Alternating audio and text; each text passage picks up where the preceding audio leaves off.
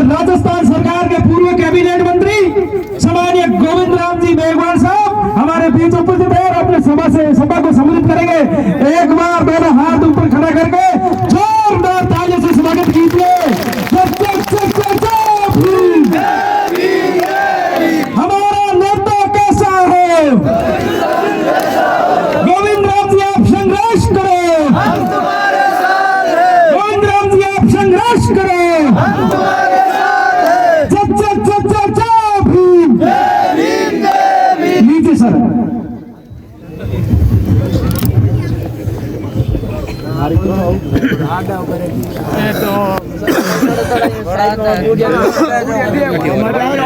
आज निर्मल सर गांव में विधानसभा नवाब और जिला जिसमें भाई प्रेम जी की तरफ से सामाजिक चिंतन सभा का आयोजन किया गया, जिसके अंदर मंच के ऊपर मैं देख रहा हूं कि इस इलाके के लोग जो राजनीतिक लोग भी हैं, सामाजिक चिंतन भी करते हैं, हमारी महिला शक्ति भी है। और मैं ये पहली बार इस इलाके में आया हूँ रेडमसर में। मैं देख रहा हूँ कि ये भाई प्रेम जी की मेहनत है कि आज इतने भारी संख्या में नौजवानों को एक गांव के अंदर एकत्रित करके और जो सामाजिक चिंतन आपने रखा है, एक बार आप प्रेम जी के लिए तालियां बजा के स्वागत करो। मैं सबसे पहले विश्व की ताकत, विश्व में जो 6 विद्वान थे उनमें एक विद्वान थे, उनका नाम था डॉक्टर भीमराव अंबेडकर।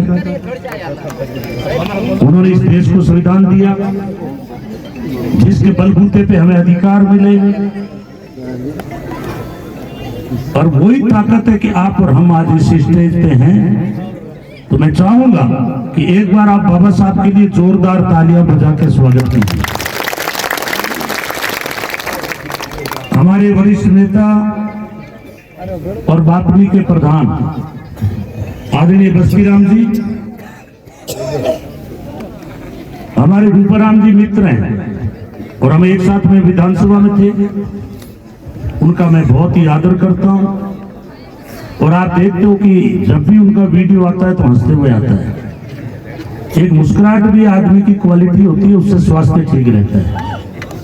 उनके बेटे अभी आपको एक बहुत अच्छी बात कह गए कि उद्योग में भी हमारे समाज को आगे बढ़ना चाहिए।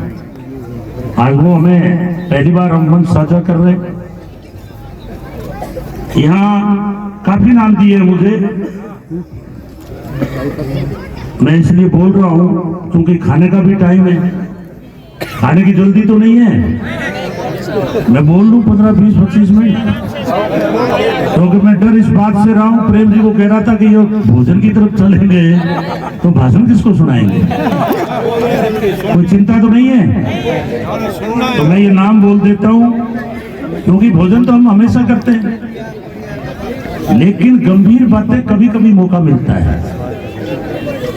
मैंने इसलिए सबसे पहले प्रेम जी को धन्यवाद दिया है, और मैं तो ये कहूंगा कि इस इलाके के सामाजिक क्रांति के अगवा भाई प्रेम कुमार जी निर्मल सर, मैं आए दिन वीडियो देखता हूं उनके, और आज इन्होंने प्रैक्टिकल के अंदर इस जंगल के अंदर इतनी भीड़, जोश, खरोश, अनुशासन, बाबा साहब के नारे, ये चीजें ये दिखाती है कि ये अपने आदमी की इज्जत करना, सम्मान करना जानते हैं।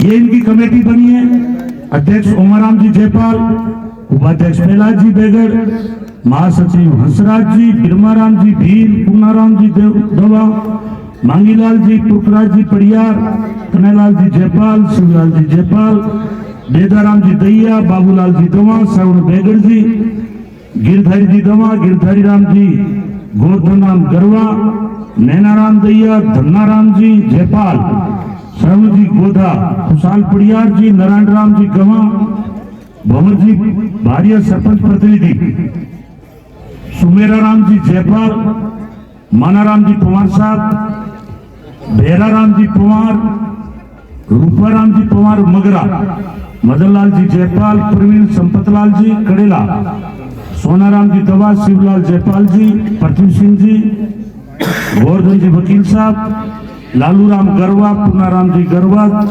कामड़ भंवरदास जी, हरिराम जी देवा, छगन जी जयपाल, पुरखाराम जी पवार, आयदाराम पवार, मूलाराम जी जयपाल, लुम्बाराम जी गरवा, लुम्बाराम जी जयपाल, मेघाराम जी भाटिया, बिरमाराम जी बेगर, गिरधाराम जी देवा, रूपाराम जी पवार, चेतन पंचायत समिति मेंबर, कैलाश जयपाल जी, पुरखाराम जी गर, बालूराम देवा जी, रेवंतराम दवा, नारायण राम जी गरवा, जसूराम जयपाल, बुल्लाराम बेगर, सोनाराम जी जयपाल, फत्ताराम जी दवा, लूनाराम देवा, घुमाराम दवा, गंगाराम पवार, शिवलाल जी दवा, लालू राम जी, प्रेम कुमार जी, घेवराम जी बेगर, गिरधारी जी गरवा, कैलाश जी बेगर, हरुराम जी, हंसराज जी, गिरधारी जी देवा, परमाराम जी जयपाल, पप्पूराम बेगर, चंद्रराम गरवा, किशन जी पवार, दुर्गाराम जी देवा, कन्हैयालाल जी, हुमान जी जयपाल, पन्नाराम जी बेगर,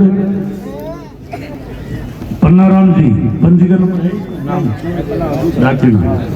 ये कमेटी है ना। अब 5 नाम और है, खुशाल जी पड़ियार, पुखराज जी पड़ियार, लुम्बाराम जी पड़ियार, ओम जी, मुकुंद जी, जेठाराम जी, हेतराम जी गरवा, गोवर्धन जी गरवा, अर्जुन जी बेगर, पोखर जी देवा, महेंद्र बेगर, मांगीलाल जी गरवा, शंकर जी जयपाल, मुकनाराम जयपाल, सुगुनाराम जयपाल, सुखराम जी, शिवलाल जी हरिजन, लक्ष्मण गरवा, नैनाराम जी, सुमेर जी, पुखराज जी देवा, महिदाराम प्रहलाद जी, पूनम जी लीलाबाई, ये इनकी कमेटी है। इसलिए मैं सारे नाम बोला हूँ, तो इतने नाम नहीं बोले जाते, इसलिए एक बार इस आयोजन कमेटी के लिए तालियां बजा के आप स्वागत करें। हमारे महिला शक्ति बैठे हैं जिन्होंने यहाँ स्पीच भी दिया था, कीर्ति सिंह जी जिन्होंने शिक्षा पर प्रकाश डाला, एक नीरू परियार है, निर्मा जी है, एक हमारे महिला अध्यक्ष जो बाप से आए थे, और सभी सामने विराजमान मोतियों से भी महंगे हमारे वीर सैनिकों, ये मंच और आप, इनमें कोई फर्क नहीं होता। मंच तो एक सजावट के लिए बनाया जाता है, एक डेकोरम होता है, पर ये नहीं है कि हम मंच पे बैठ गए तो बहुत बड़े हो गए, आप छोटे हो गए, ऐसा कुछ भी नहीं है। इसलिए मैं आपसे आग्रह करना चाहता हूं कि मीटिंग काफी लंबा समय हो गया, आप विभिन्न जगह से मैंने देखा मोटरसाइकिलों पे नौजवान बाबा साहब के नारे लगाते हुए आए, बहुत अच्छा लग रहा था। नीले झंडे लगे हुए बाबा साहब के, पूरे भारत के अंदर आजादी के बाद में काफी वर्षों तक बाबा साहब का इतना नाम नहीं चला जितना आज चल रहा है। मुझे याद है जब मैं 1980 में कॉलेज में आया बीकानेर में, हमें अंबेडकर सर्किल पर उस टाइम सर्किल बन चुका था, भेराराम जी बैठे हैं, इनकी वहां पढ़ाई हुई, हम लोग ने जयंती बनाना शुरू कर दिया। आज मैं देख रहा हूं कि बड़े जोश और खरोश के साथ आप निकलते हो। उस वक्त बड़ी मुश्किल से 100-150 आदमी हम लोग मॉलों से निकाल के सर्किल तक लाते थे। आज मुझे यूं लग रहा है कि बाबा साहब के बारे में ज्यादा बताने की जरूरत नहीं है, फिर भी मेरा फर्ज है, क्योंकि हम सब बाबा साहब की संतान हैं, हमें उन्होंने जीने का अधिकार दिया है, और इस देश के अंदर जो वर्ण व्यवस्था ने सत्यानाश किया आप सब जानते हैं। ये सबसे ऊपर ब्राह्मण, दूसरे नंबर पे क्षत्रिय, तीसरे नंबर पे वैश्य, और चौथे नंबर पर शूद्र। बाबा साहब ने कहा ये जो खड़ी लाइन है इसको बड़ी लाइन कर दो, सबको समानता का दर्जा दे दो, इस देश का विकास हो जाए। लेकिन आप देख रहे हैं देश के अंदर क्या हालात हो रहे हैं, कई जातिवाद के नाम पे मारा जा रहा है, कई हिंदू मुसलमान के दंगे करवाए जा रहे हैं, किस तरह की घटनाएं हो रही है वो सारी आपके मोबाइल में आ रही है। मैं आपको शॉर्ट में थोड़ा सा पहले ले जाना चाहता हूं। आजादी से पहले हमें वोट का अधिकार नहीं था, हम बस्तियों से बाहर रहने के लिए लोगों ने मजबूर कर दिया था। हम बस्तियों में आते थे तो भी झाड़ू और हांडी का सहारा लेना पड़ता था, लोग छाया तक छूने को तैयार नहीं थे। बाबा साहब पढ़ लिखने के बाद जब भारत में आए, चीमटों से वकील होने के बावजूद भी उनको फाइलें पकड़ाई जाती थी चीमटे से। उनको बड़ा दुख होता था, क्योंकि अगर आप भारत का नक्शा देखोगे तो ये हजारों जातियां भारत में हैं। आप अमेरिका में चले जाओ, फ्रांस में चले जाओ, इंग्लैंड में चले जाओ, रूस में चले जाओ, वहां जाति नहीं मिलेगी आपको। यहां तो कोई अफसर लगता है तो ही पता लगा लेते हैं कलेक्टर किस जात का है। इसलिए बाबा साहब ने कोलंबिया यूनिवर्सिटी में सब में टॉप आए। वहां पे बराक ओबामा तत्कालीन राष्ट्रपति ने सर्वे करवाया कि 300 सालों में सबसे इंटेलिजेंट स्टूडेंट कौन था। सर्वे कराने के बाद निकला कि भारत से एक दलित स्टूडेंट आए थे, उसका नाम था डॉक्टर अंबेडकर। तो सबसे इंटेलिजेंट,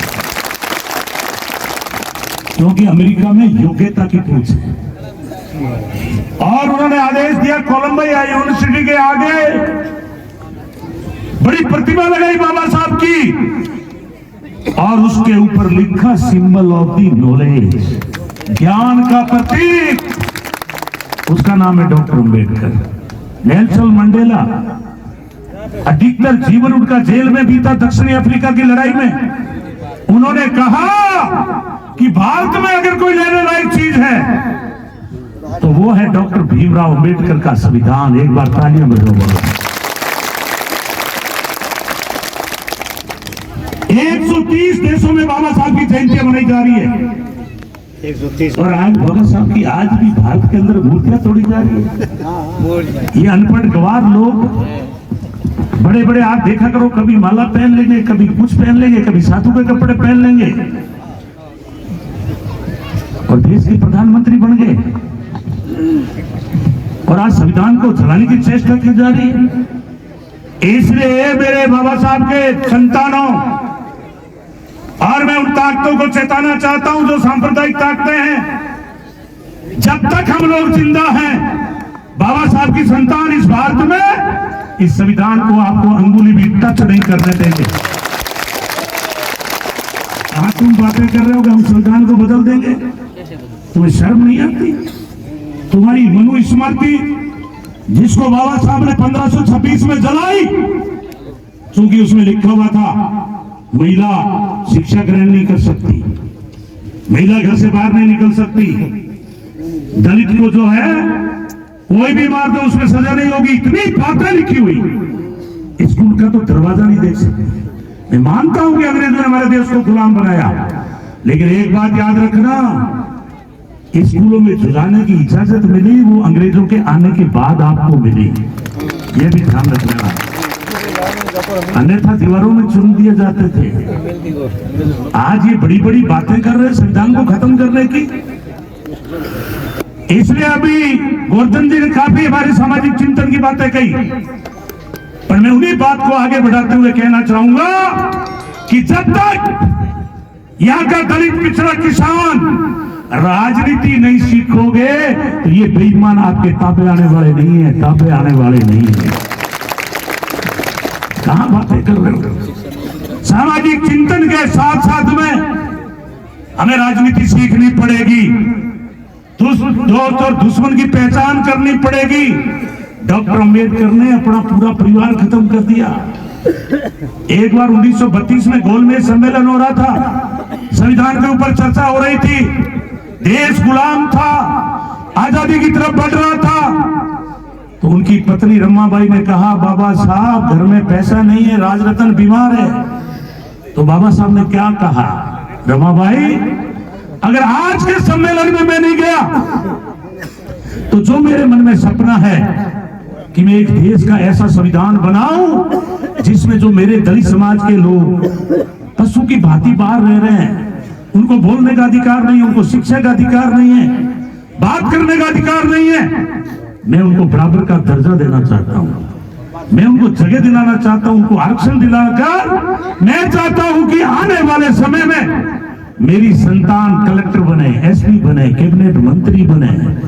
आज उसी संविधान की ताकत है कि समाज कल्याण में पढ़ने वाला बेटा गोविंद राम मेघवाल अगर आज कैबिनेट मंत्री बना है तो ये आपके संविधान की ताकत है। जो व्यक्ति अपने इतिहास को भूल जाएगा वो आगे इतिहास नहीं बना सकता। आप बाबा साहब की मेहनत को फालतू मत जाने दो। आज मैं देखता हूं कि हमारे बीकानेर के 4 बार के एमपी पिछली बार मैं लड़ा और हमारे लोगों ने धोखा किया। मुझे 25,000 से पार्लियामेंट में हार का मुंह देखना पड़ा। लेकिन मैं देखता हूं उनका वीडियो, जब भी माइक पे आएंगे गीत गा रहे हैं। अरे बाबा साहब अगर ऐसे गीत गाने लग जाते हैं तो क्या आज हमारी ये स्थिति होती? क्या ये सभा का जो रूप है, क्या हमारे कॉलेज में जाने की इजाजत मिलती?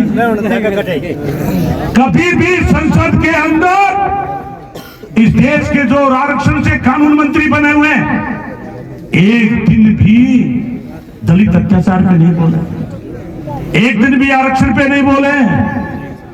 आए दिन बेटियों के साथ बलात्कार हो रहे हैं। नया कानून बनाने की बात नहीं हो रही है। आज आपका SC/ST कानून का सत्यानाश हो रहा है। कानून को ऐसा कर दिया कि आए दिन जमानतें हो रही है, आए दिन बड़ी घटनाएं हो रही है। लेकिन आरक्षण से जीतने वाले लोग जब तक तुम्हारी बात पार्लियामेंट में और असेंबली में नहीं उठाएंगे, चाहे कोई जादू कर लो, कोई चिंतन कर लो, हमारी एट्रोसिटी खत्म नहीं होगी। मैं जब 18 से 23 में कैबिनेट मंत्री रहा, उससे पहले विधायक रहा, 2 साल बाद मैं कैबिनेट मंत्री बना। मैंने विधानसभा में कहा कि 200 विधायक चुन करके आते हैं विभिन्न जातियों के लोग। जिस दिन वो अपनी अपनी विधानसभा के अंदर ये बात उठाएंगे कि हमारी विधानसभा में छुआछूत नहीं होनी चाहिए, ब्याह शादी में, अवसर में 2 टेंट नहीं लगने चाहिए, उस दिन मैंने कहा छुआछूत खत्म हो जाएगी। क्या किसी की हिम्मत है? क्या कभी भाषण सुना आपने? कोई अनटचेबिलिटी के एस्पिरिट सत्ता के खिलाफ बोलता है क्या? आप जब तक ताकतवर नहीं बनोगे राजनीतिक रूप से, अपनी हालत कमजोर रहेगी। मैं जो पहली बार नोखा में आया, मुझे कहा गया कि गांव में आओ, जो गिलास रखा करो, हम वोट दे देंगे आपको। मैंने कहा मैंने MA की है, इनसे अच्छा मैं कहीं मुनीम रह लूंगा। मैं अगर गिलास जेब में रख करके वोट मांगने का मतलब मैं मेरे समाज को गुलामी की तरफ ले जा रहा हूं, मैं समाज को क्रांति की तरफ नहीं ले जा रहा। इसलिए मैं आग्रह कर रहा हूं साथियों, आज भी अगर हमारा भाई कोई किसी भी शादी और अवसर मौसम में जा रहे हो, लेकिन आपके लिए अगर टेंट अलग लगा दिया गया और आप खाना खा रहे हो, हंस रहे हो, मुस्कुरा रहे हो, तो आज ही सामाजिक चिंतन में प्रधान जी ये भी संकल्प लो,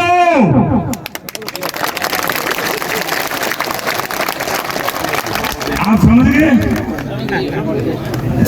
कि जहां हमारे साथ भेदभाव होगा, चाहे वहां 7 पकवान बने लेकिन हम नहीं खाएंगे, और जहां लुकी रोटी मिलेगी भाई के समाज के घर में, वहां जाके खाना खा ले। ये है सामाजिक चिंतन। अन्यथा मैं देखता हूं लोग जागरणों में जाते हैं, साथ तो रात भर भजन गाएंगे। मैं भी बचपन में बहुत शौकीन था, मेरे को हारमोनियम 6ठी क्लास में सीख गया था, अभी ला दो बजा दो। तो मेरे को एक बड़े बाजार में ले गए, उनके पास कोई ढोलक बजाने वाला नहीं था।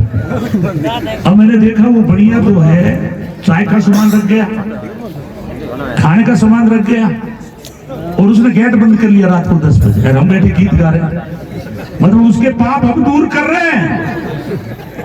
अपन भजन तो इसीलिए गाते हैं ना, उनके पाप दूर करने जाते हैं, खुद का पता ही नहीं। मैंने उस दिन संकल्प लिया कि आज के बाद भजन नहीं गाए। मैं गलत था सही था बताओ? वो सुबह 6 बजे आया, कह भाई दूध पानी सब लोग तो सही नहीं, और जाम तक 2000 रुपया दे दिया। क्या ये कीमत है क्या हमारी? ये बच्चे क्या सीखेंगे नए वाले? इसलिए मैं कह रहा हूं कि बाबा साहब ने जब जब वकील के रूप में उनको चिमटे से फाइल पकड़ाई गई तो वो कमरे में जाके रोए 2 घंटे कि मैं अमेरिका का इंटेलिजेंट स्टूडेंट, मैं वहां बड़े से बड़ा पद ले सकता था, लेकिन मेरे समाज को सुधारने के लिए मैं आया हूं और मेरी ये हालत है। इसलिए उन्होंने नौकरी छोड़ी और वो स्वतंत्रता के आंदोलन में कूद गए। लेकिन उन्होंने कहा अगर इस भारत के अंदर संविधान में अगर आरक्षण की व्यवस्था नहीं होती है तो ये आजादी हमारे काम की नहीं है। जब आपको संविधान में आरक्षण मिला, जैसे मैं खड़ा हूं, लेकिन अगर मेरे हाथ को लकवा मार गया तो डॉक्टर इसका पूरा इंजेक्शन लगा के इलाज करेगा, जब भी तो मैं पूर्ण आदमी कहलाऊंगा, नहीं तो लोग कहेंगे अपाहिज है। बाबा साहब ने कहा इतना बड़ा बहुजन समाज जिसको आपने पशु की भांति जीने के लिए मजबूर कर दिया, उनको बराबर का दर्जा नहीं है, इसकी इलाज की जरूरत है। इसलिए दुनिया में कहीं आरक्षण नहीं है, मात्र भारत का जो संविधान है उसमें आरक्षण देकर के आपको ताकत देने का काम हुआ कि आपके बीच में से कैबिनेट मंत्री बने, आपके बीच में कलेक्टर बने, आपके बीच में एसपी बने, और बन करके आपके मोहल्ले में आएगा तो आपके लड़के प्रेरणा लेंगे, वो भी बनने के प्रयास में लगेंगे। लेकिन हमारे जीतने वाले लोग पूंजीपतियों के गुलाम बन गए हैं। कहां सोच रहे हो आप बैठे बैठे? जिस दिन अम्बेडकरवादी लोग, स्वाभिमानी लोग, भाई प्रेम जी जैसे लोग, लड़ाके लोग विधानसभा और पार्लियामेंट में जाएंगे, इस भारत में छुआछूत नहीं, 100 तरह की बीमारी अपने आप खत्म हो जाएगी। ये है सामाजिक चिंतन। छोटी मोटी बातों में कुछ भी नहीं है। जाट हमारी तरह गरीब था, चौथे श्रेणी में डाला हुआ था सूत्र में, लेकिन आज मुझे गर्व है कि वो लोग